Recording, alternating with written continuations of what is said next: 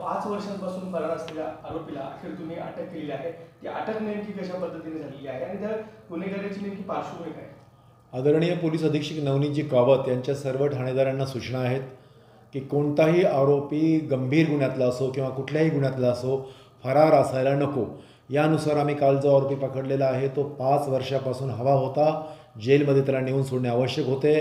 त्याला जन्मठेपेची शिक्षा झालेली आहे. अशा आरोपीला कायदेशीरदृष्ट्या जेलमध्ये पाठवण्यासाठी आम्ही कटिबद्ध होतो. म्हणून त्याला काल माहिती मिळाली होती की तो बायकोला भेटायला येणार आहे.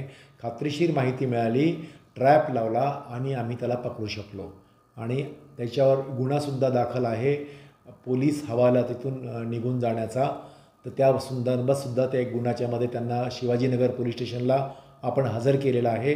शिवाजीनगर पोलीस स्टेशन यामध्ये पुढील कारवाई करत आहे. सर, कुठल्या गुन्ह्याचा आरोप आहे जो फरार आहे? यामध्ये ऑनर किलिंगचा प्रकार होता. त्याची बहीण होती. त्या बहिणीच्या लग्नाला त्याचा विरोध होता म्हणून प्रियकर आणि बहिणीवर त्याने दवाखान्यातच खुनी हल्ला केला होता त्याच्या चुलत्यांनी सोबत घेऊन.